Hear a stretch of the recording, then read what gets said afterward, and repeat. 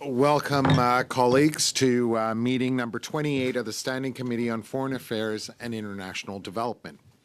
Today's meeting is being held in a hybrid format pursuant to House Order adopted on Thursday, June 23, 2022, and members will be present in person or on the Zoom app.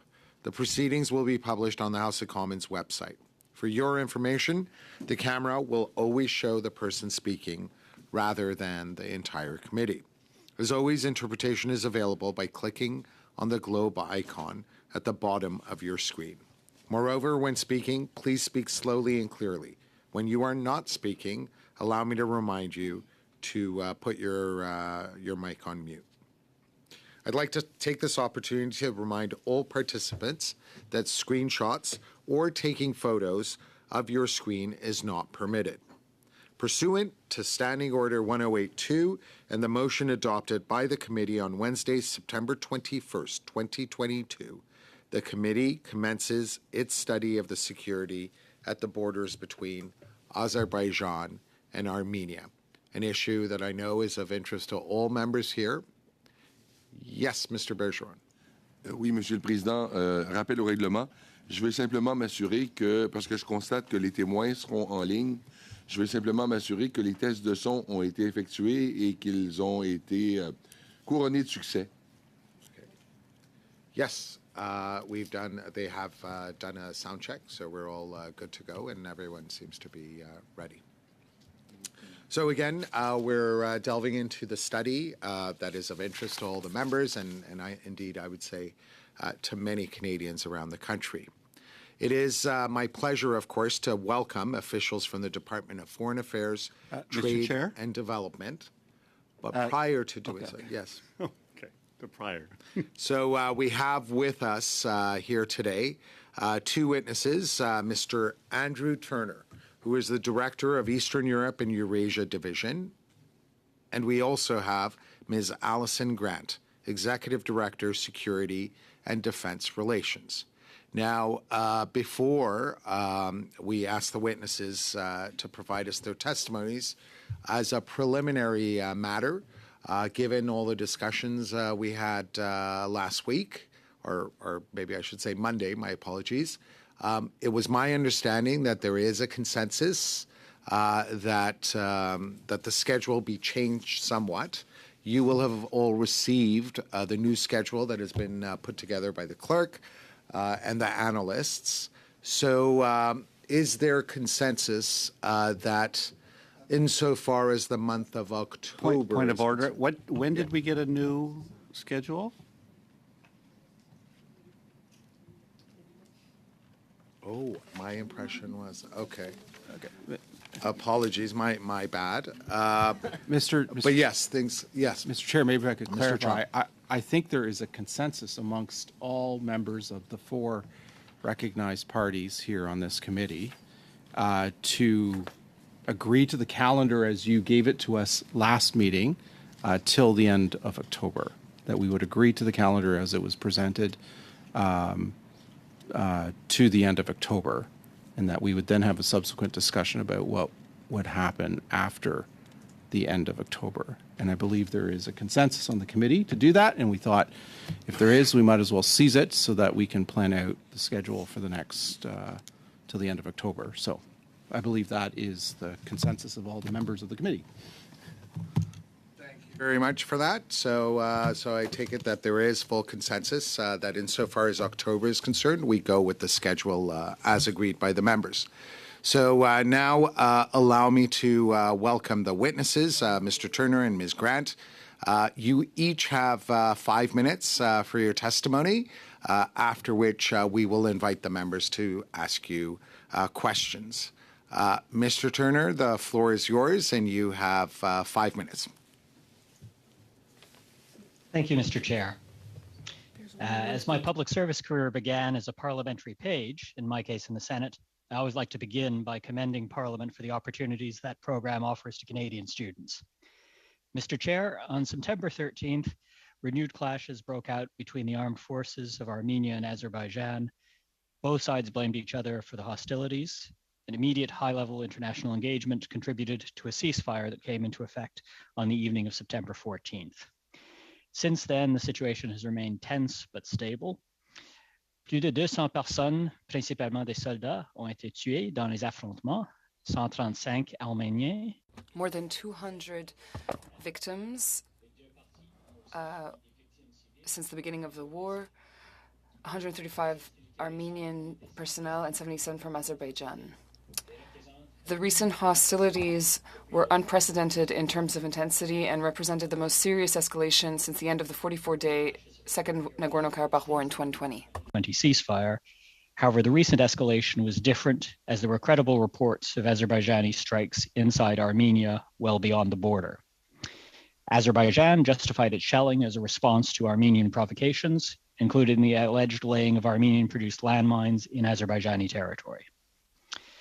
There has been speculation that Azerbaijan was taking advantage of a distracted Russia and West to push Armenia towards a political settlement on their terms. As seen with previous border clashes, mutual accusations obscure our visibility. It is difficult to discern clear facts as there is no international presence in the border areas. Armenia has publicly voiced concerns that Azerbaijan appeared to be planning another operation and has called for the continued engagement of the international community, including from Canada.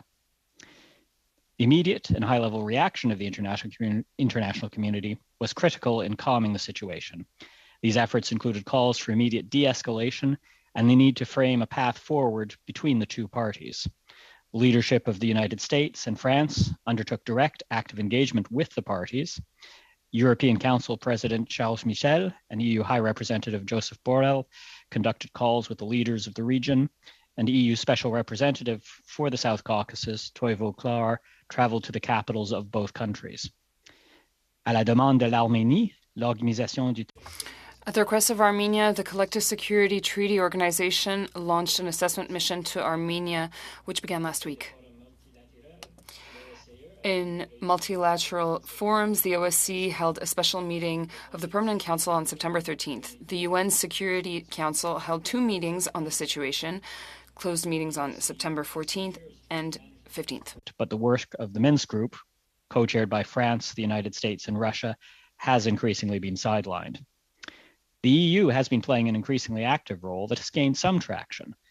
Under EU mediation, the 2 Armenian Azerbaijani leaders agreed to start drafting a bilateral peace agreement and set up a joint commission on demarcating their common border.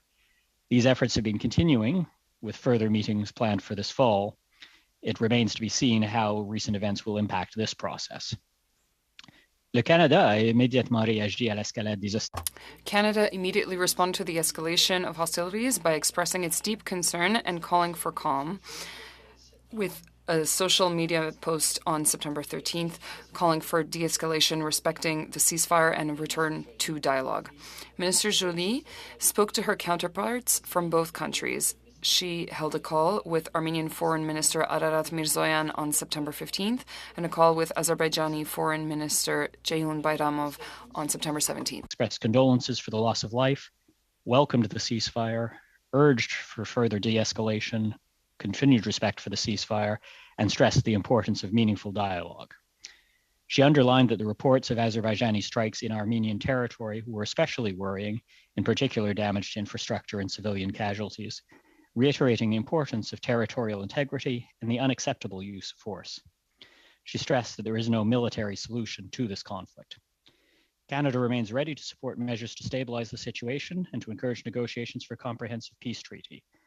We welcome the ongoing engagement of the OSCE, the EU's important work to further dialogue, and bilateral engagement by our partners such as the US.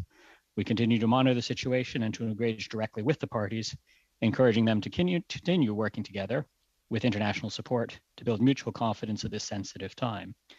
Canada enjoys positive bilateral relations with both countries. Thousands of Canadians trace their heritage to Azerbaijan and Armenia and serve as important links between our societies. Canada and Azerbaijan's relations are reinforced by our mutual commitment to shared global priorities, including environmental stewardship. And Canada appreciates Azerbaijan's cooperation in Afghanistan and its delivery of humanitarian assistance to Ukraine. Canada supports Armenia's social and democratic reforms through initiatives such as the mission of Special Envoy Stéphane Dion, the Arnold Chan Initiative for Democracy, and support the Armenian Parliament. We look forward to opening an embassy in Yerevan. For these reasons, Canada encourages both Armenia and Azerbaijan to engage in meaningful dialogue towards a comprehensive and sustainable peace, which will provide a better future for all citizens. Thank you, Mr. Chair. Thank you, Mr. Turner. And I understand Ms. Grant would not like to make remarks, but has kindly made herself available to answer any questions the members may have. So we'll go directly to questions. The first round is for 6 minutes each, and we commence with Mr. Chong. Thank you, Mr. Chair. Wondering if the Canadian government has made an explicit call on Azerbaijan to immediately cease hostilities at the border and beyond as a result of their recent provocations.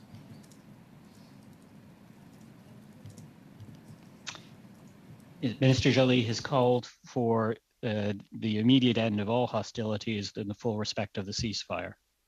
So in other words, the government hasn't explicitly called out Azerbaijan in that regard. So it seems to me to be somewhat offside with some of our closest allies, because I note that Secretary of State Antony Blinken called upon the Azerbaijani president to immediately cease hostilities against Armenia, and France likewise called on Azerbaijan to immediately cease hostilities, and also called for an emergency session of the UN Security Council, which subsequently took place on September 15th. So I'm wondering why the Canadian government is not explicitly calling out Azerbaijan because of this recent increase in conflict at and beyond the border. Minister Joly has explicitly called out the Azerbaijani shelling in Armenian territory and explicitly raised this concern with her Azerbaijani counterpart. Okay, well, thank you for that. I'm wondering, has the government of Canada changed its travel advisory to Armenia as a result of these recent hostilities? We have taken note of the recent hostilities, but our long-standing travel advice is that Canadians should avoid travel to the border regions and Nagorno-Karabakh. Okay, thank you for that. The weaponry used in these strikes, did any of that involve drones?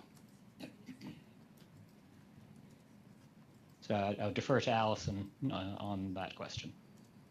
Yes, thanks, Mr. Chair. So very hard for us to verify in the border areas what military equipment was used. I note that Armenia has accused Azerbaijan of using combat drones, artillery, and large caliber firearms. That's from Armenia, and I've seen open source reporting along those lines as well. Thank you. Has the government had any change in position on the export permits that were granted to Westcam with respect to the export of Canadian camera technology for the Baykar drones to Turkey? No, the policy that was put in place has not changed. Any Group 2 military export permits requested by Turkey would not be issued. Can you tell us a little bit more about when the government's embassy in Armenia will be open? We are currently going through the processes to implement the decision to open the embassy, and Minister Joly has made it crystal clear that the embassy is to be open as soon as possible. Okay. I know there have been Canadian delegations that have gone to Armenia in recent years. Recently, the U.S. sent a congressional delegation to Armenia, led by Speaker Nancy Pelosi. I'm wondering if the Canadian government has any plans on sending a delegation to Armenia.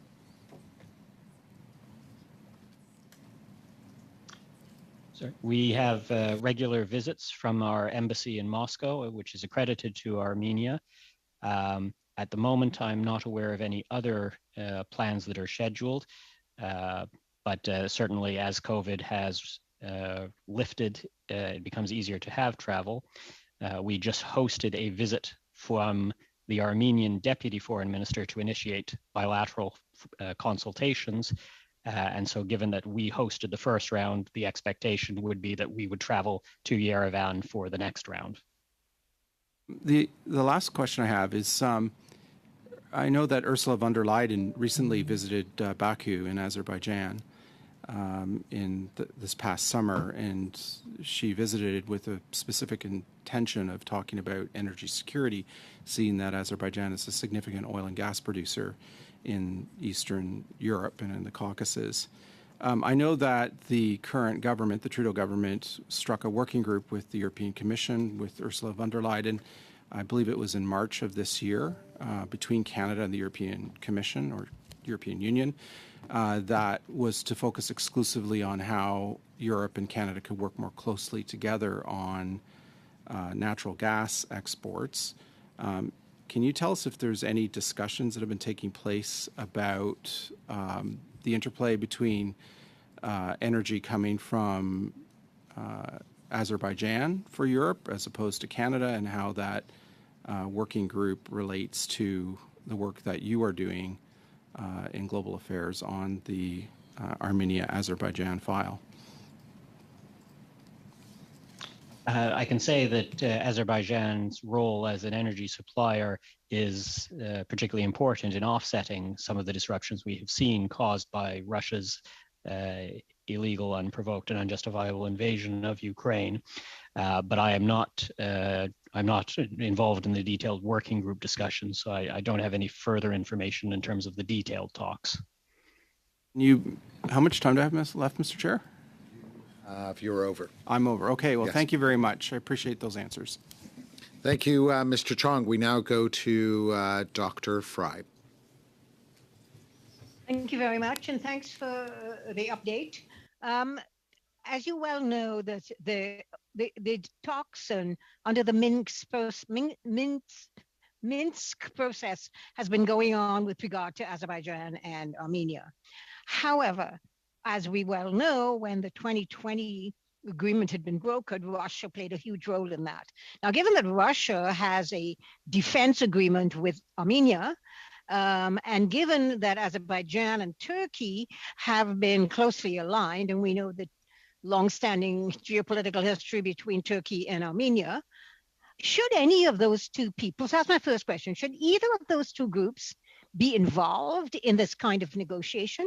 Should we not just go back to the OSCE Minsk process and get this done by three so-called neutral groups like France, the United States, and the United Kingdom?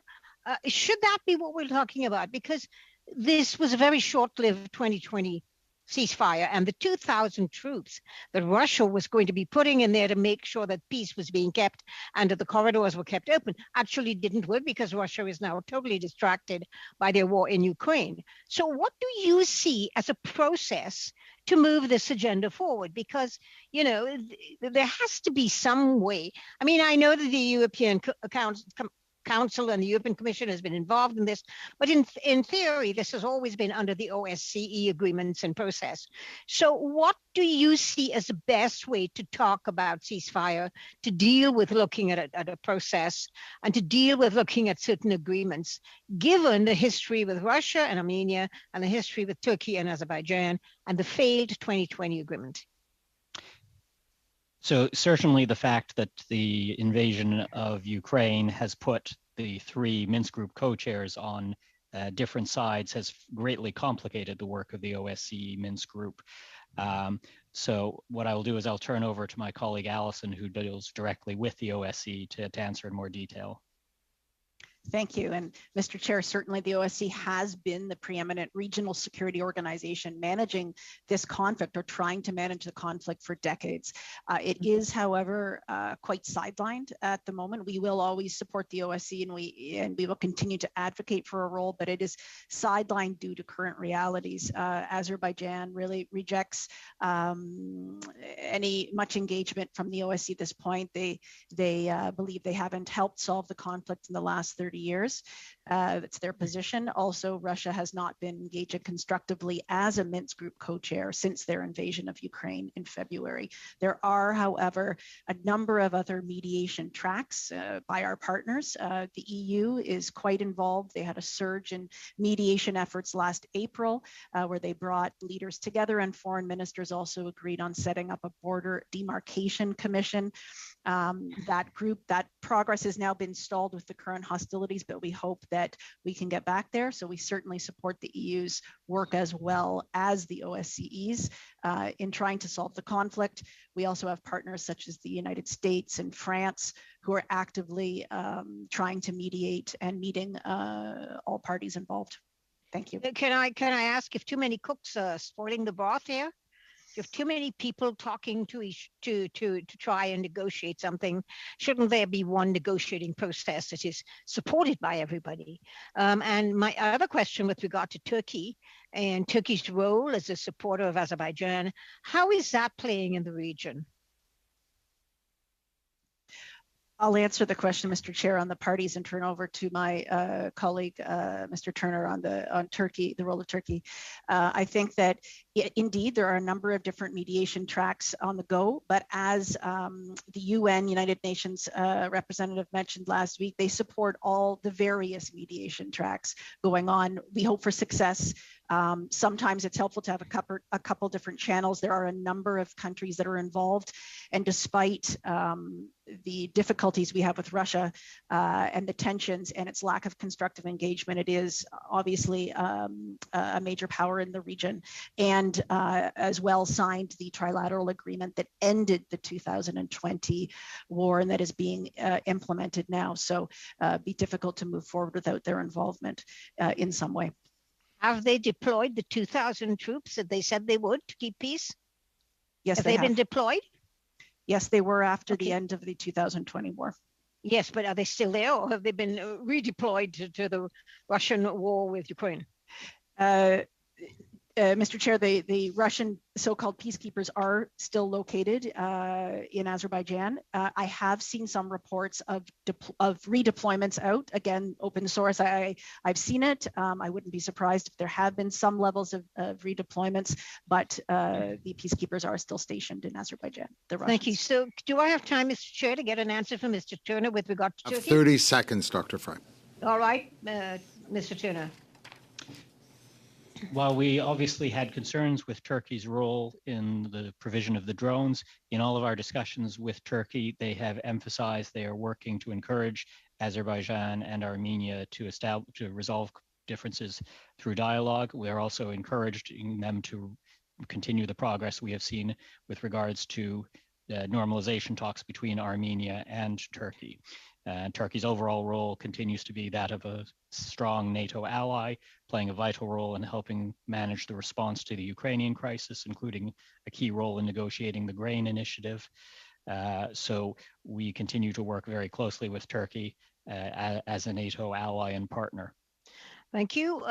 Just a quick note that there are a lot of conflicts of interest going on. The European Commission is mostly interested in Dr. Fry, you're way over. My apologies. Anyway, thank you. But there is a lot of conflict going on in terms of conflict of interest. I just wanted to note that. Mr. Bergeron, you have 6 minutes. Merci. Thank you, Mr. Chair, and thank you to our witnesses. Admittedly, I wished to see you in person, especially now that the COVID conditions are behind us. However, it is your privilege to be able to participate virtually. But Mr. Turner, I was a little bit troubled to see you in this red environment. It looks like you are in a submarine or a war submarine, which might be apt, but nevertheless, the special report issued in April 2022, prepared by Stéphane Dion, who's a special envoy by the Prime Minister, indicates that right now, Armenia is the archetype of a democracy that has many pressures and deserves to be supported by Canada.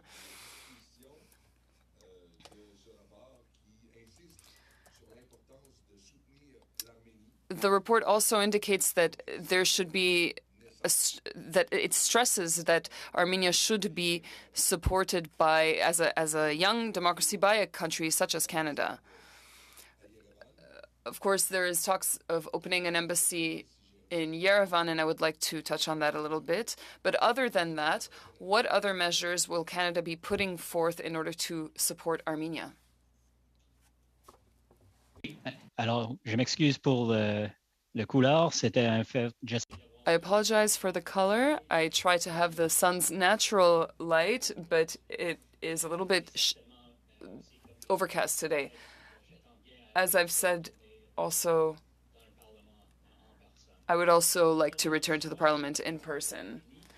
With regards to our support to Armenia,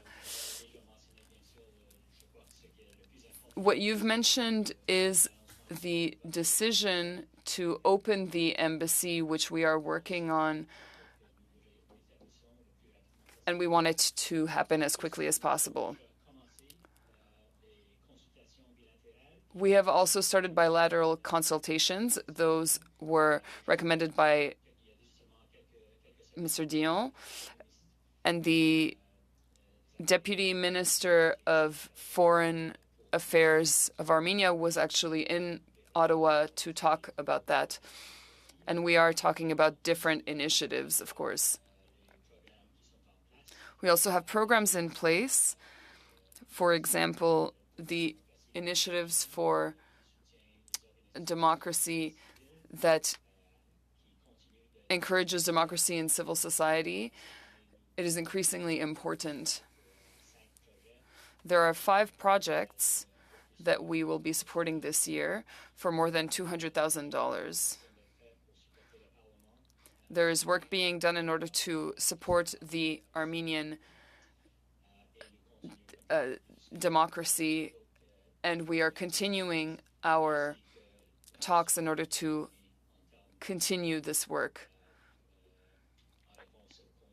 And of course, we are continuing work on the conflict. If you'll allow me, Freedom House considers that Azerbaijan, which has been governed by the same president since 2003, is an authoritarian regime. And of course, Armenia doesn't seem to be surrounded by very democratic states, and they are under pressure from a country that obviously isn't democratic. So how can we help Armenia when they're facing such pressures? And let's take into consideration that during the 2020 conflict, when you spoke about the conflict in front of this committee, you said that you had no way of knowing what was happening in reality on the ground, when we knew that the minister was actually quite aware of what was happening, a lot more than you claimed. And you said today that, again, you don't really know who started the hostilities, which makes the opening of this embassy in Yerevan even more urgent. But we did open an embassy in Kiev quite quickly, so you'll understand if I'm a little bit skittish about this.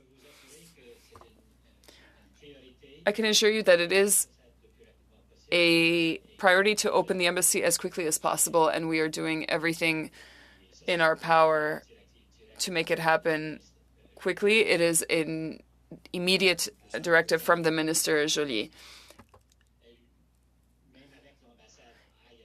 Even with an embassy in Yerevan, and we see this because it is the situation for our allies who are there, there are certain limits to what that will do with regards to the security zone on the borders. The OSCE Minsk group's presence, well, they are no longer present. They were able to give independent reports at the time. And of course, with an embassy, that will allow us to be in greater contact with them. And even embassies have limits to what they can do in conflict zones. Of course, I want to acknowledge what you've said, but you said a few moments ago that certain allies have information that is more up to date than what we have, and that would allow us to determine who started the hostilities. And of course, I am insisting not in Nagorno-Karabakh, but also on the independent territory of Armenia. The hostilities on Armenian land is something new and different and very concerning that we've been clear about, and that's why the Minister Joly was clear about her comments when she spoke to her colleagues in Armenia and Azerbaijan. Go to Mr. Cannings. Mr. Cannings, welcome to the committee. You have 6 minutes, sir. Well, thank you, and it's an honor to be here. This is such a complex situation. Obviously, it was complex before the last hostilities broke up. It's been going on for years, and here we have a conflict. As peace negotiations were going on, as I understand, we have a conflict that's happening in the wider concerns of the Ukraine conflict that Russia has brought upon, and other powers such as Turkey involved.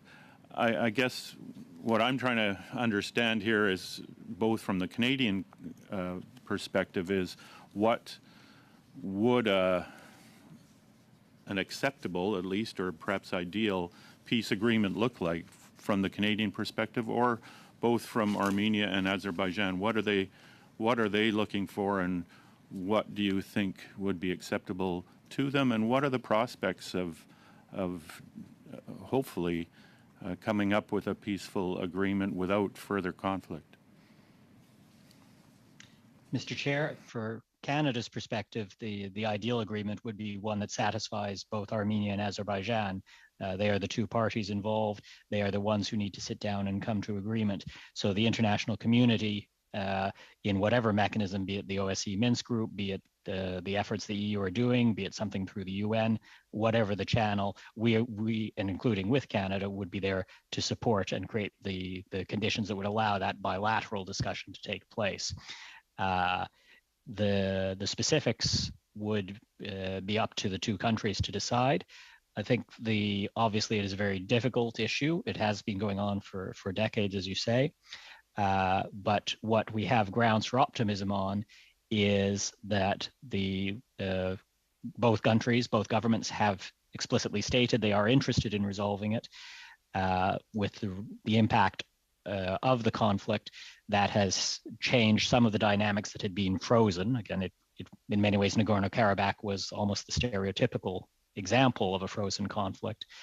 And whilst there is still much work to be done, there are, I think, the two sides are actively discussing the parameters for a permanent settlement.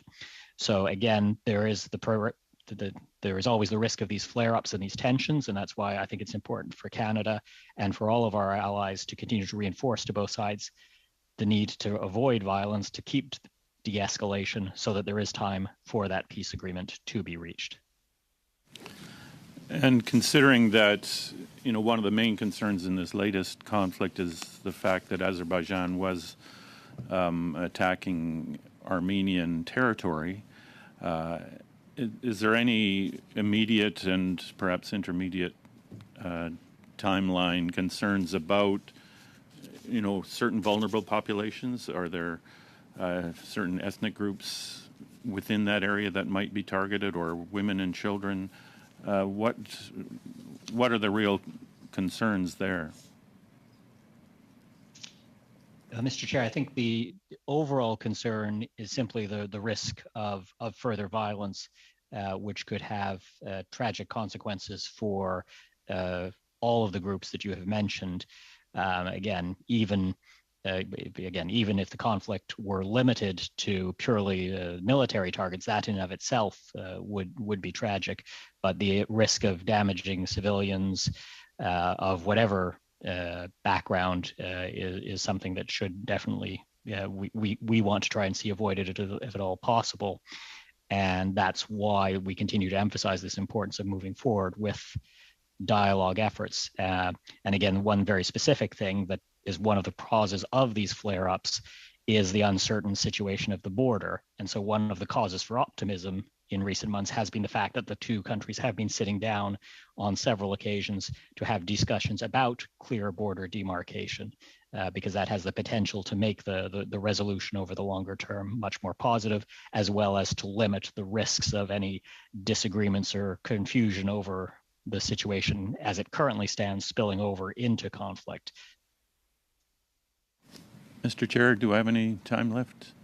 Yes, you do. You still have 1 minute and 15 seconds. Okay, one question I just have that is kind of peripheral to this, but I'm just interested. We were talking about Azerbaijan and its energy exports to compensate for the loss of Russian natural gas, etc. What routes do those take place? I mean, this is a landscape that's quite fraught with difficulties of many sorts. I'm just wondering what route those energy exports would travel, and is there any issue around this conflict that might hazard that? Azerbaijan has quite extensive energy reserves and transports them in a variety of means. So the impact of conflict, specifically in Nagorno-Karabakh, would be more limited. The risks to broader energy disruption come much more for the broader regional tensions, including most obviously the Russian invasion of Ukraine. But again, Azerbaijan pipelines, ship transportation, there are various mechanisms that it uses. Okay, I'll end my questions there. Thank you. We now go to the second round. Mr. Jennis, you have 5 minutes.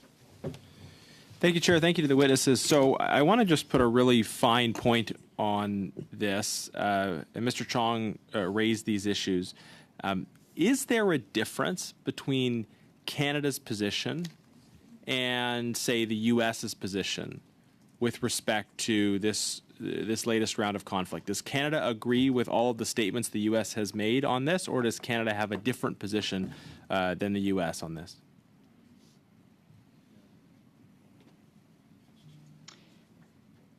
No, Canada is fully aligned with the U.S. and are like-minded in terms of the statements that have been made, importance of resolving the conflict, avoiding.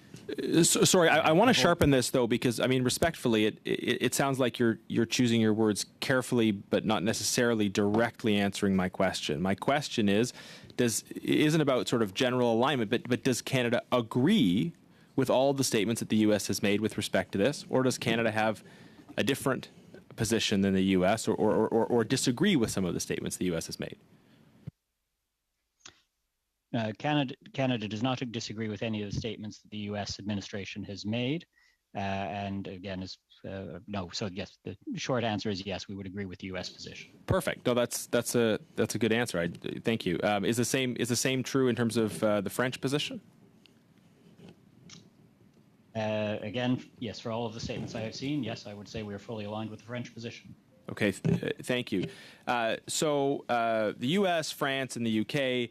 have all expressed the view that Azerbaijani aggression was the cause of this current round of conflict, and they have called on the Azerbaijani army to return to their initial position. So based on your original answer, I'm assuming that position is Canada's position as well. Is that correct?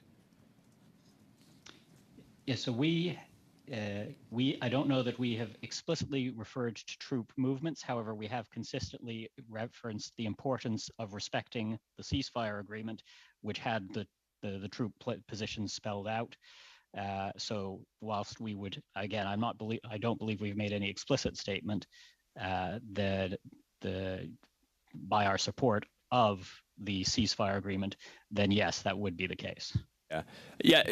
So I'm aware that Canada hasn't made an explicit statement on this, but I guess what I'm trying to clarify is, even though Canada hasn't made an explicit statement, does Canada agree with the statements that have been made by our allies, saying that Azerbaijani aggression was the cause of the current round, the Azerbaijani side crossing out of those positions marked out in the ceasefire agreement, and B, that the Azeri side should return to those specific positions?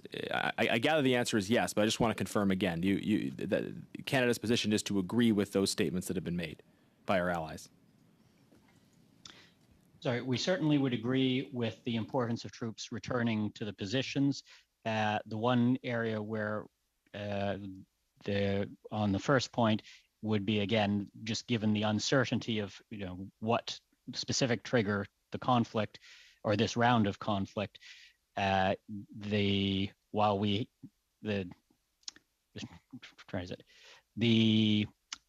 we have expressed our concerns about the Azerbaijani shelling of Armenian territory, particularly the civilian areas beyond it.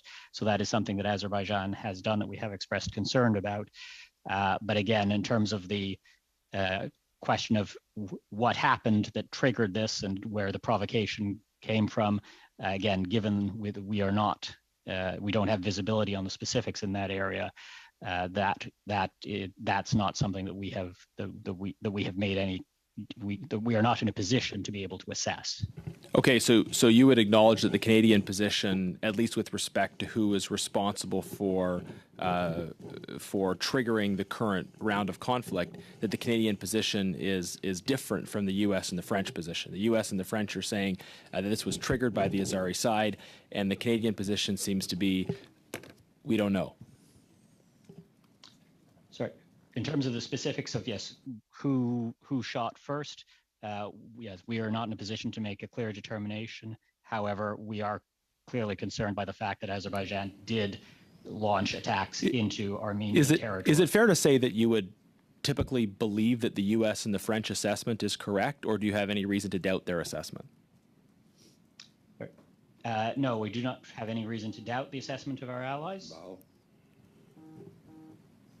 Okay. Is that my time, Mr. Chair? Or? Yes. Thank you. Thank you, Mr. Jennis. So now we go to Mr. Zuberi. You have 5 minutes, Mr. Zuberi. Thank you, Mr. Chair. And thanks to witnesses for being here. I'd like to start off with a question around my apologies. I'd like to start off with a question around the Armenia and its relationship with Russia. Armenia hosts a Russian base, and is also part of the Collective Security Treaty Organization, which is basically a pact that's similar to NATO, that says that Russia, Armenia, and other countries, when one of them is attacked, it's as if all of them are attacked. Can you talk about the way in which Russia is or isn't committed to Armenia's sovereignty vis-a-vis the military base and this pact? Certainly. So the Collective Security Treaty Organization is, yes, it's a military alliance that of which Armenia is a part, along with Russia.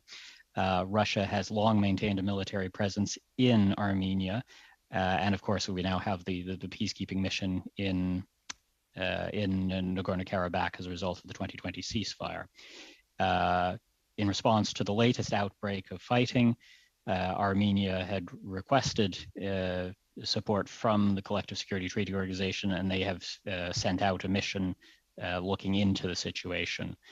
So this is certainly an indication of Russia's continued efforts to play a leading role throughout the region. But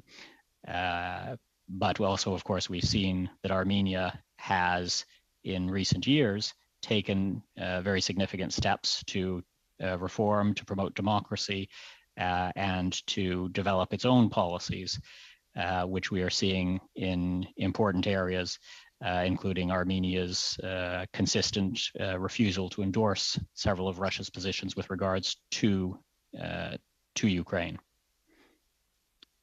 Thank you. And now shifting gears for a moment around Turkish troops, and have there been any Turkish troops deployed as peacekeepers in addition to the 2,000 Russian troops that are presently there, from what I understand? And if so, where are they located vis-a-vis the Russian troops? So my colleague is better placed to discuss the specifics, although I believe she currently is having some technical issues. So what I would say is that yes, as part of the agreement, Turkey has deployed a small number of troops that are basically, so they're not part of the peacekeeping mission itself, but they're more at a central operations center that can help observe the operation as a whole. So it is not a peacekeeping mission in the same way the Russian is, and it's on a much smaller scale. Okay. And with respect to the trilateral ceasefire around in the region that was signed in 2020 between Armenia, Azerbaijan, and Russia, was there any mention of Azerbaijani access to the exclave that is part of Azerbaijan? Was there any mention of that? Yes, this is one of the provisions, is to ensure access, just as there were likewise a set schedule for the transfer of some territory. So this is one of the issues that is continuing to be discussed between the two parties that needs to be resolved before there will be a final and permanent resolution to the conflict. And so this is one of the areas which continues to be under discussion at present. And there's a part of for the exclave Nakhchivan of Azerbaijan, there is some access from Turkey. Can you talk about the importance of that access or significance of it? How does that play into the region and what's happening right now? The access is, I don't think that the Turkish access is significant in terms of the discussions around the corridor and linking it to the rest of Azerbaijan. That is much more focused, again, the discussions between Armenia and Azerbaijan. I would say what it is more significant for is an indication that, again, because of the geography of the South Caucasus region and the complicated relationships between the different countries involved, it is one of the examples of how reaching a permanent peace agreement, as well as the normalization between Turkey and Armenia, would stand to benefit the region greatly by allowing for much greater regional economic integration than is currently possible because of the political situation. So I think I would look at it more in that context, but that specifically has not been as much of a focus as the issue of getting Nakhchivan access to the rest, or the main part of Azerbaijan. Thank you. To you, Mr. Bergeron, you have 2.5 minutes. Merci, Monsieur le Président. Thank you, Mr. Chair. Thomas the Wall wrote in a Carnegie Wall article that Ilham Aliyev, the president of Azerbaijan, employs a coercive democracy approach. How would you qualify this? And do you agree with regards to the President Aliyev's approach to Armenia? For Canada, it's clear that we want a resolution through diplomacy. We've made that clear through all of our discussions with all the countries and, of course, the bilateral discussions with Azerbaijan. That is our perspective, and we've made that clear. They tell us that that is also what they want. And we continue to see that there are efforts on their part to engage with diplomacy. With regards to rhetoric and negative pressure that they have put on Azerbaijan has used that is a point of concern. There have been many examples of that, and we don't think that it's constructive. And this is why we continue to be clear, and that's why we continue to monitor the situation to avoid a return to the conflict. Americans and the French claim that Azerbaijan launched these hostilities, the most recent ones, against the Armenian territory this time.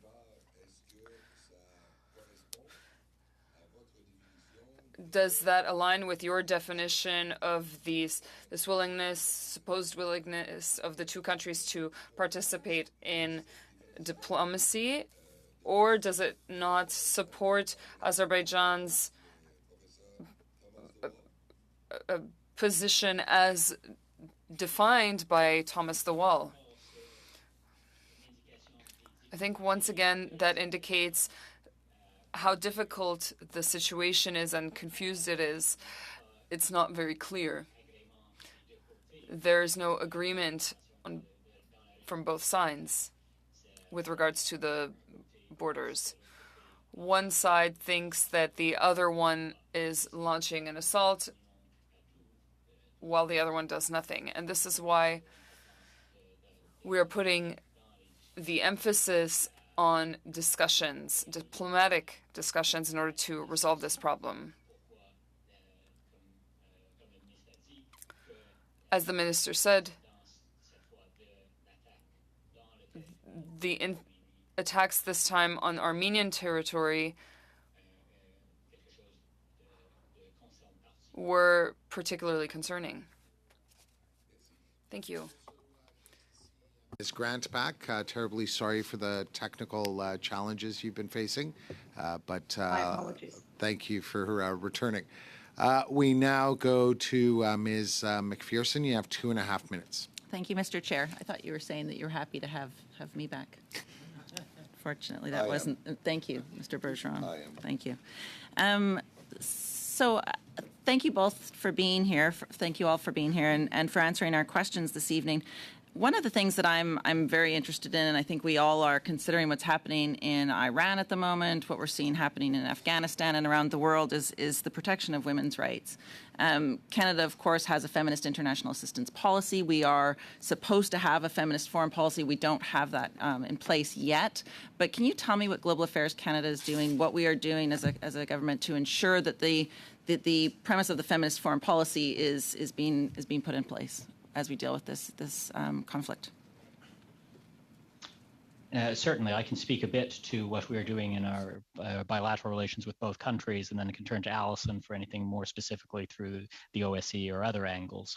So with regards to Azerbaijan, we regularly engage with the government on the importance of gender equality, promoting women's economic empowerment, and again, with this on a small scale, providing some support to civil society organizations through Canada Fund projects.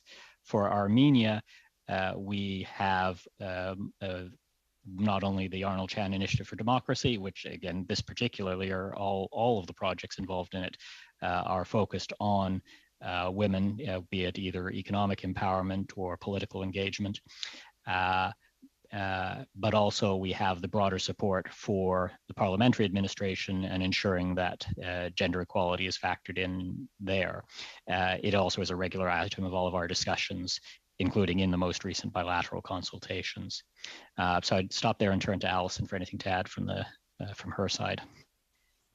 Thank you, Mr. Chair. Simply to say, of course, we're co-members with Armenia and the Organization for Security and Cooperation of Europe, where one of the pillars is human rights and the human dimension. So we do engage quite extensively with Armenia and the OSCE on issues of human rights, gender equality, women's empowerment. In fact, even right now, the OSCE's Human Dimension Conference is about to take place in Warsaw, where we'll be engaging, of course, not just with Armenia, but other regional countries on these themes. So we have a good partnership with Armenia in this area through the OSCE. Thank you. I believe that's my time, is it not? Ms. McPherson. So now we go to Mr. Abul Taif. You have 5 minutes, sir. Well, thank you, Chair. I think we're sitting at a very, very complicated situation.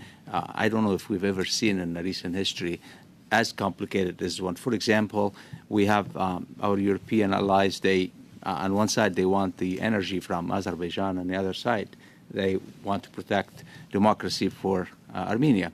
And we see Turkey on one side. We have the security situation in Afghanistan, the whole region, and we've got Iran on one side. So with this complicated situation, can you define, please, can you define Canada's position on this whole conflict, other than, we're calling for a peace of all sides to bring peace to and to settle. I think Canada has to have a position because our allies out there, the United States, have much stronger position on this, and we don't seem to be anywhere there other than just we do have, we call on everybody to maintain peace.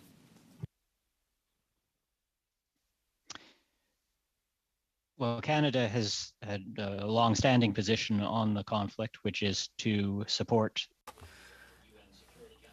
Canada dating the OSCE to try and come up with the basis for a permanent peace agreement. And so in that regard, the foundation of our policy has been to support the work of the OSCE Minsk group and its efforts on the basis of the principles of territorial integrity, self-determination, and non-use of force. So this continues to be our position. It, again, does not prejudge any of the final outcomes that are to be resolved by negotiations between the two sides. And likewise, again, if an avenue outside of the OSCE, so again, the current discussions with the EU, for example, prove to be a more effective and acceptable channel to Armenia and Azerbaijan, then we certainly would support them as well. But we have consistently focused on the OSCE because it has been the organization that had the mandate from the UN Security Council to lead the efforts to reach peace in this regard. Again, I'll check quickly with Alison if she has anything to add on that. The only thing I would add, Mr. Chair, is what we have advocated for in talking about a comprehensive and sustainable peace is one that really addresses the issues at the heart of the conflict. And this is where you have the conflict between Armenia and Azerbaijan, both wanting a peace agreement but on different terms, and the status and issue of Nagorno-Karabakh being at the heart of that too. We believe that should be part of the discussions and the negotiations. Two follow-ups on this, on the first comment. Does that mean that Canada is sitting waiting to see which one prevail first before we join the effort of or the directions of one side versus the other? And the second part of the question is, do we support the European initiatives to maintain the security of energy supplies with negotiations that they're taking or that they're trying to take with Azerbaijan?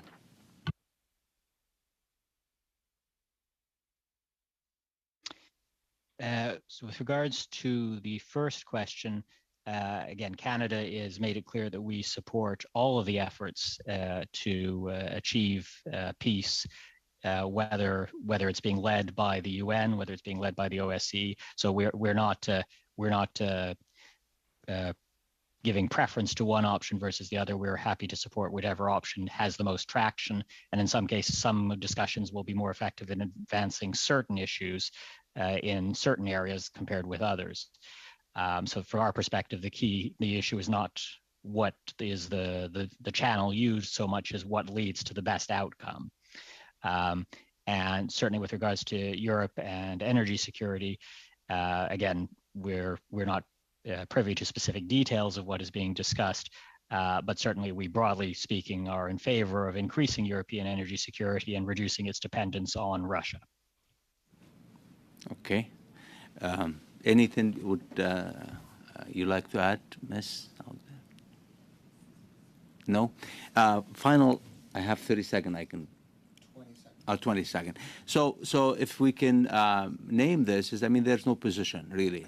We're sitting on the sideline, figuring what the effort is going to lead, and then we can follow suit. Is that correct? Canada is playing a supporting position in encouraging peace, but we are not the lead. Again, as I say, it has traditionally been the OSCE Minsk group, and specifically the co-chairs of France, the UK, US, and Russia. So I don't agree that we have no position. Our position is very clear that we are supporting the international efforts to achieve peace in the region. Thanks. Thank you. We next go to Ms. Bendayan. You have 5 minutes. Merci beaucoup, Monsieur le Président. Ms. Bendayan, you have 5 minutes. Just a comment before asking my question. First, I would like to join my voice with Mr. Bergeron's and to a lot of the members of this community, of this committee. As much as possible, we would like that the global affairs witnesses be able to come and witness and be here in person as much as possible. And of course, our time being very tight, it would be very appreciated if you could send the clerk the notes ahead of time. To please give us an idea, in your opinion, of how this conflict fits into a larger geopolitical context. In particular, how would you say that this impacts the importance or the strength of Russia's CSTO, the Collective Security Treaty Organization, which styles itself a bit as a counter to NATO?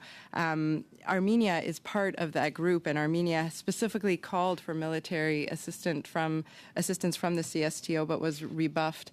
Could you comment on what impact that might have? Mr. Chair, yes, I think the ongoing conflict and broader regional tensions between not just Armenia and Azerbaijan, but throughout the region are a source of concern to Canada because we see as it benefits principally Russia. The tensions between Armenia and Azerbaijan and the existence of conflict at various moments in time is one of the reasons Armenia has continued to be part of the CSTO and to rely on Russia for security guarantees. And as you say, yes, the recent response is perhaps indicative of the risks of countries doing so. But Armenia feels that it needs to, because this conflict, as a small country facing larger neighbors, it feels at risk and needs international support. They have not just pursued that in the context of the CSTO, but also in their outreach and engagement to many other countries, including the EU, to the US, and to Canada. And we are very happy to provide that support through diplomatic channels. And again, that is one of the reasons why we're very pleased to be moving forward with opening the embassy. So efforts to resolve the Nagorno-Karabakh dispute and to facilitate greater normalization between Armenia, Azerbaijan, between Armenia and Turkey, we see as a very positive step, and we are doing everything we can to encourage them, because we see as a step to reduce the risk of Russia being able to exploit the situation for its own benefit. And so Russia is effectively losing allies and losing support for the CSTO, if I understand your response correctly? The limited response that the CSTO has provided to Armenia as a request for assistance, I don't think is one that would have inspired confidence from any of the other members of the organization that might be relying on it for help in the future. Thank you very much, Mr. Turner. Mr. Chair, I would like to move a motion that I circulated last week and which has been duly put on notice, that the committee strongly condemns the killing of Mahsa Amini at the hands of the so-called Iranian morality police, a direct consequence of the systemic and sustained harassment and repression of women by the Iranian government, that this committee reiterates its support for women's rights as human rights, that this committee salutes the courage of the Iranian men and women protesting in over 100 cities across the country and stands in solidarity with all those demonstrating against the Iranian regime's appalling practices, that this committee calls on the Iranian authorities to immediately cease its use of deadly force against peaceful protesters and refrain from committing further acts of violence against its own population, that this committee reiterates its for Canada's sanctions regime against sa propre population, que ce comité réitère son soutien au régime des sanctions canadiennes contre l'Iran et que le comité fasse rapport de cette motion à la Chambre. Bien sûr, il y a ces motions que nous étudions sur l'Azerbaïdjan et l'Arménie aujourd'hui, mais je pense qu'on devrait aussi adopter cette motion. Merci.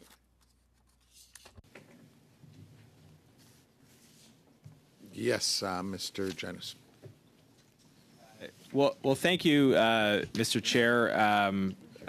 And look, I very much agree about the importance of the conflict between Armenia and Azerbaijan, and I certainly also agree about the importance of the situation in Iran. Given time, and before I go any further with my comments, I wonder if there'd be unanimous consent to thank the witnesses and let them take their leave, and then I'll continue with some other remarks. Mr. Chair, I would hope that we could deal with this and come back to the witnesses. Okay, I don't know if we will because I have a couple amendments to move. So if that's the preference, then that's fine. I'll just continue. So Mr. Chair, let me just say, Conservatives are very supportive of strong action to hold the Iranian regime accountable. In fact, we have been calling for precisely this action for a very, very long time. So I welcome some of the comments that have been made by our colleagues across the way on this, and we want to see concrete action from the government following up with those comments. It's not enough to and I don't doubt the sincerity of some individual members on the government side, but I think from the government in general, it's not enough to express solidarity but then fail to take the actions that are concretely within the government's power and authority to do. Madam Chair, you have two amendments from me to this motion. I want to start by moving what was amendment number 2 in the list that I sent you, and this is a smaller amendment. It is to add the words and calls on the government of Canada to immediately list the Islamic Revolutionary Guard Corps, IRGC, as a terrorist entity under Canada's criminal code. And that would come towards the end of the motion, right before the words, and that this committee report this motion to the House.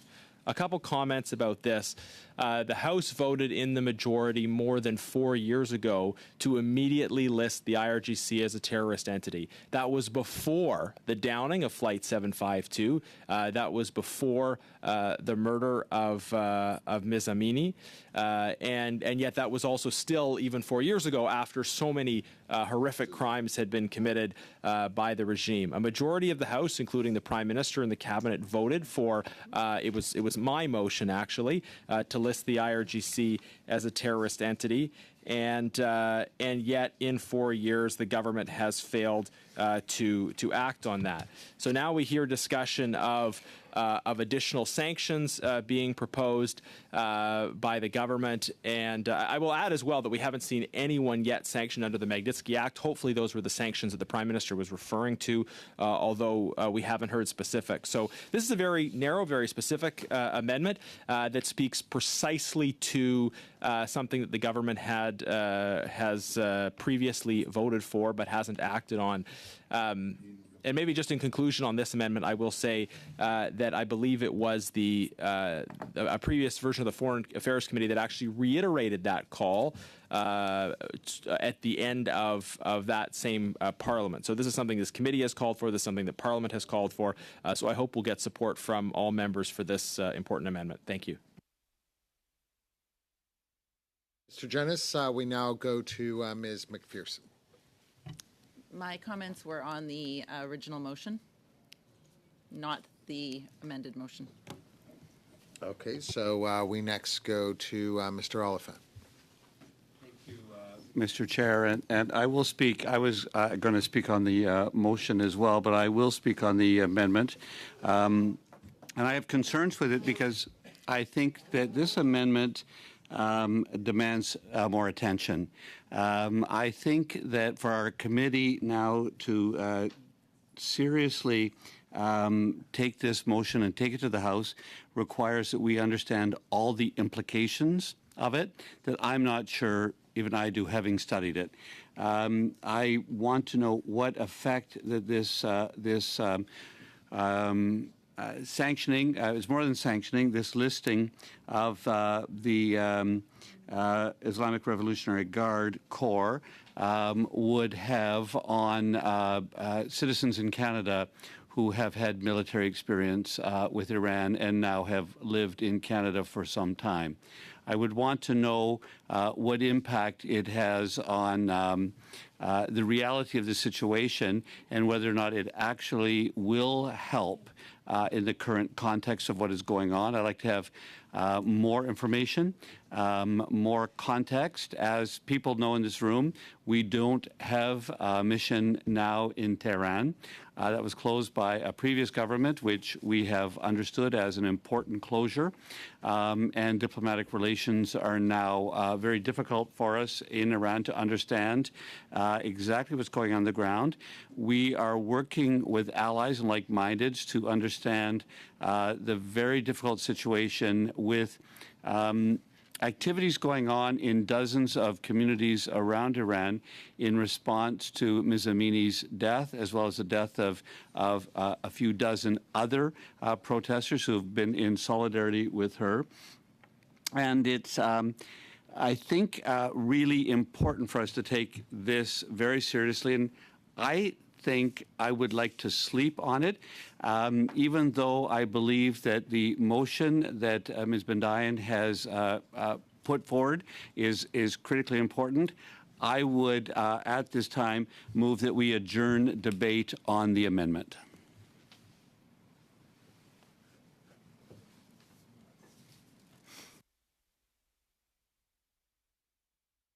So, we will go to a vote. If you could kindly take. So the vote is on adjourning debate on the amendment of Garnet Guinness. Madame Bendayan? Oui. Dr. Fry? Yes. Mr. Oliphant? Yes. Mr. Gahir? Yes. Mr. Zuberi? Yes. Mr. Abultaif? No. Mr. Chong? No. Mr. Janis? No. Mrs. Landsman? No. Monsieur Bergeron? No. Ms. McPherson? Yes.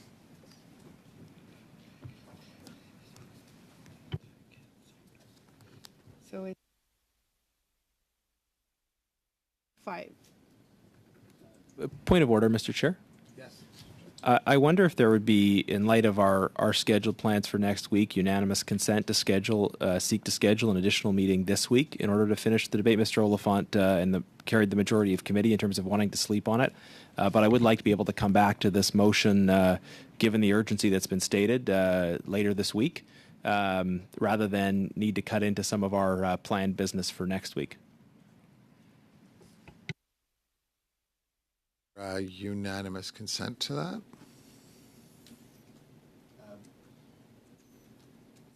I would like to, no, I give unanimous consent on that because I don't even know what my week is like, and the week, today is Wednesday, and we have one more day, and we have a very important day of reconciliation and remembrance on Friday, so that would mean a meeting tomorrow to follow that. So I can't give unanimous consent without even knowing what my day is like tomorrow and what anyone's day is like tomorrow. It seems to be impossible, so I don't give unanimous consent on that. Oui, juste appel au règlement pour comprendre. Nous venons d'ajourner le débat sur la. We just adjourned the discussion on the motion, but on the debate, but the motion is still in front of the committee. To adjourn debate, debate is over on the motion as well as the amendment. That's the implication of what you chose to do. I understand Mr. Janis is correct because the debate was adjourned. So, yeah, point of order. Point of order, Mr. Chair. We're going to have to point of order. resume questioning of the witnesses at this particular time. Just before we move on to questioning the witnesses, just point of order. So, debate has been adjourned on the motion. when do you plan on bringing debate back to this committee on that motion? This is a matter of a great deal of interest for us and for many Canadians. And for the mover of the motion. The motion now belongs to the committee. And so when are you, Mr. Chair, planning on bringing this debate back to committee?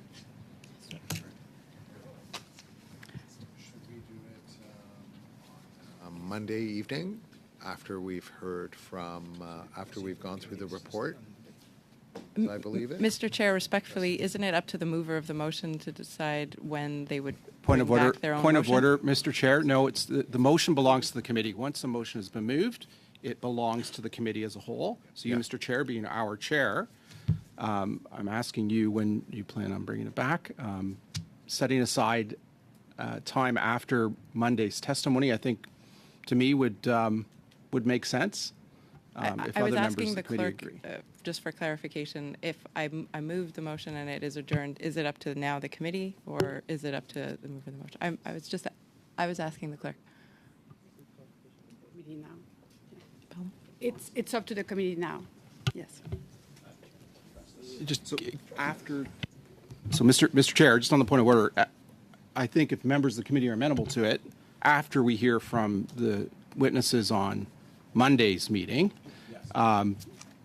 perhaps we could set aside half an hour. So perhaps we could do a 2.5-hour meeting on Monday, 2 hours for the witnesses that are to appear, and then half an hour at the end for consideration of the motion in front of the committee, if it is the wish of the committee to proceed I that way. think everyone would like to Mr. return Chair, to this. point of order. Yes, Dr. Fry.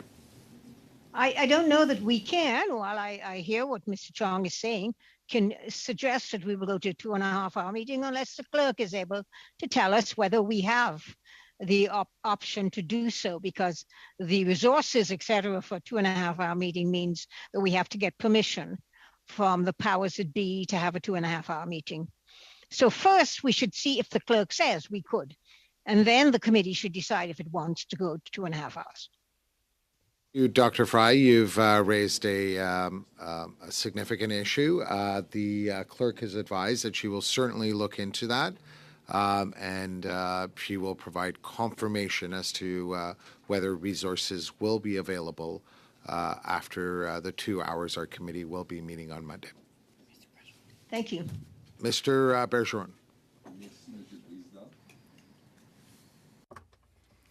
Thank you. Mr. Chair,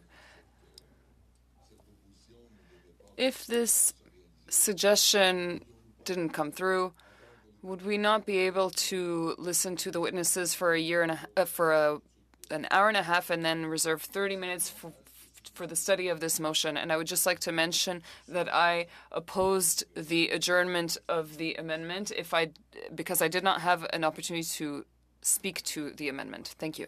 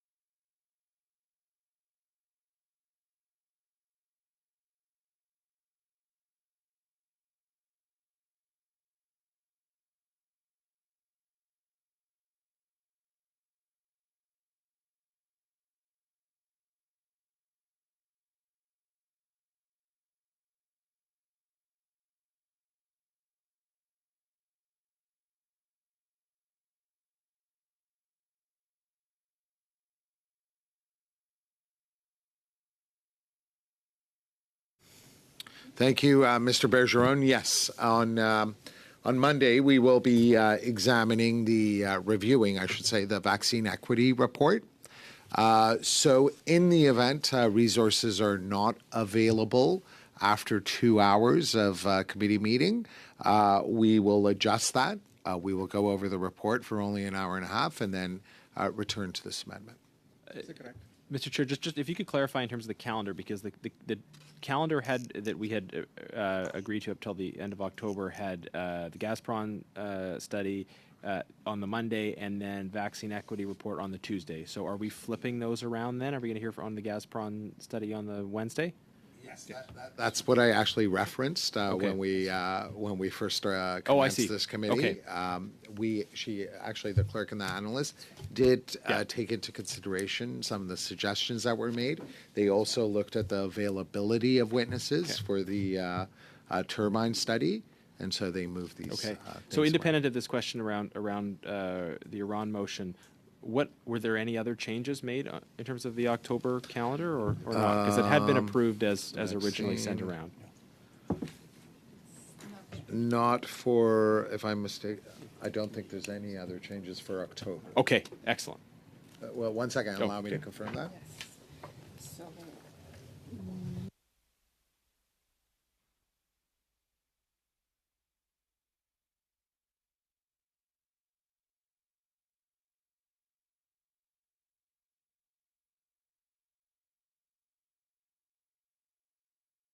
So just to confirm, I've been advised by the clerk that on the 17th, we will be hearing from Simmons and the Canadian Gas Association. And one slight change that was made was on the 26th, we will be hearing from Minister Sajjan. He was not available for another date, so he has been put down for the 26th. But other than that, everything remains the same. So what are we planning on doing on the 5th? On the 5th, we continue on with the vaccine equity report. Okay. All right. Thanks.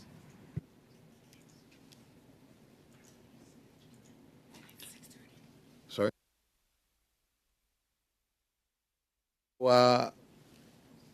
So the schedule has now been set. We will look into the availability of the room. If we do not get 2 hours, we will discuss this motion on Monday. And given that it is now 6:30 and resources are not available, I'm going to have to adjourn the meeting. Thank you.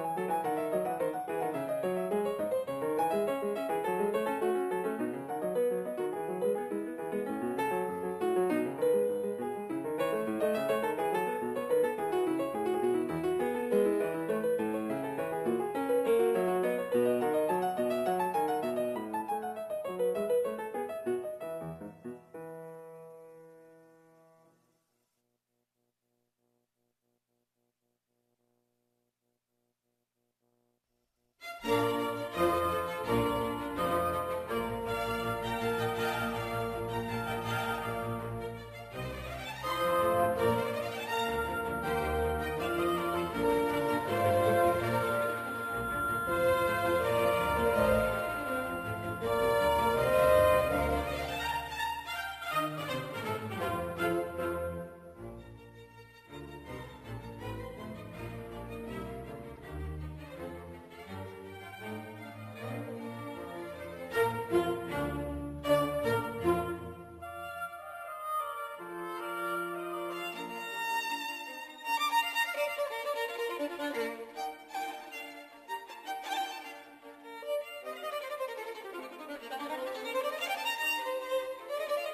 you.